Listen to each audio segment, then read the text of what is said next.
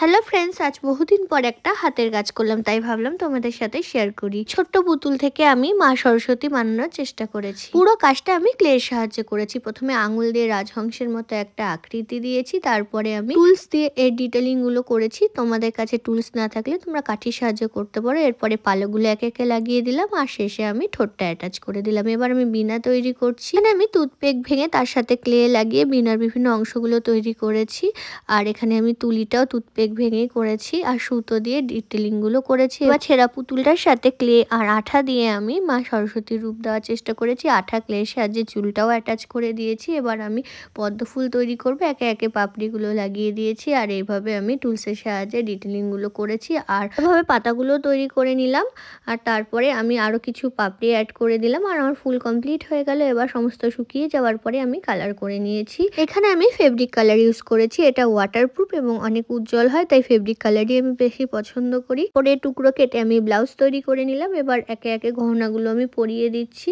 এখানে জরি আর কাগজের ব্যবহার করেছি। এরপরে আমি শাড়িটা এভাবে কুচি করে সেলাই করে পরিয়ে দিয়েছিলাম। এরপর আমি পদ্ম পাতা আর ফুলের কালারগুলো করে নিচ্ছি। এভাবে আমি শেড করে কালারটা করেছি যাতে রিয়েলিস্টিক একটা লুক আসে।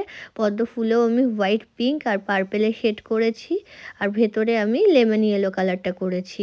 আর এখানে ডিপ গ্রিন দিয়ে আমি পদ্ম পাতাটা শেড করেছি। এবার আমি গোল্ডেন কালার করে নিচ্ছি বীণার উপর, তার সাথে ব্ল্যাক আর হোয়াইট আর ব্রাউন কালার দিয়ে আমি পুরো কাজটা করেছি। এরপর আমি বই আর তুলির কালারটাও করে নিলাম। রিয়েলিস্টিক লাগার জন্য কিছু অক্ষরও আমি লিখে দিয়েছিলাম, আর গ্লিটার শিট দিয়ে মা সরস্বতীর জন্য আর একটা বীণাও তৈরি করি। এবার আমি স্লেটে চারিধার ইয়েলো কালার করে নিই, আর লাল একটা কাপড় কেটে কুচি করে আমি এখানে চারিধারে আঠা দিয়ে লাগিয়ে দিই। এরপর চারিধারে সাদা জরি লাগিয়ে দিই এবং সাদা ফেব্রিক দিয়ে কিছু কলকা তৈরি করে দিই। কলকাগুলো শুকিয়ে গেলে আমি আগে থেকে তৈরি করে রাখা মা সরস্বতী প্রতিমা, বীণা এবং অন্যান্য জিনিসগুলো একে একে আঠার সাহায্যে এর উপরে লাগিয়ে দিই।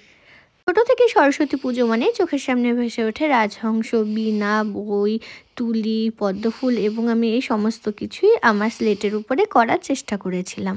সব কিছু লাগিয়ে দেওয়ার পরে সুন্দর লাগছিল, তবে কিছুটা ফাঁকা ফাঁকা লাগছিল, তাই আমি কয়েকটা চুমকি এর উপর লাগিয়ে দিই এবং তার চারধার থেকে কিছুটা ছোট ছোট কলকা করে দিই। আর উপরের দিকটা ফাঁকা রেখেছিলাম নাম লেখার জন্য। আমি লাল ফেব্রিক দিয়ে মেয়ের নামটাও তার উপরে লিখে দিই। আসলে সরস্বতী পুজোর দিন আমার মেয়ের হাতে খড়ি হবে, আর ওই দিন ওর হাতে খড়ির জন্যই আমি স্লেটটা তৈরি করেছি, তাই ওর নামটাও এর উপরে লিখে দিলাম।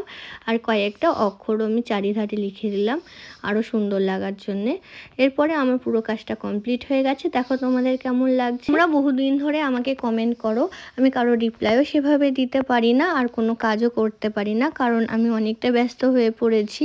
আমার চাকরি, দুটো বাচ্চা ছোট, তাদের সামলাতে সামলাতে আমি আর কাজ করে উঠতে পারি না। ইচ্ছা আছে আর কিছুদিনের মধ্যেই সবটা সামলে নিয়ে আবার কাজ করা শুরু করব। তোমরা অনেক কিছু বানিয়ে দেওয়ার রিকোয়েস্ট করেছো, সেগুলো বানিয়ে দেওয়ার চেষ্টা করব। যদি আমার ভিডিওটা তোমাদের ভালো লেগে থাকে তবে ভিডিওটা লাইক করে দিও, আর আমার চ্যানেলটা সাবস্ক্রাইব করে রেখো, কারণ আমি যখন ভিডিও করব তখন তোমাদের কাছে যাতে নোটিফিকেশন চলে যায়।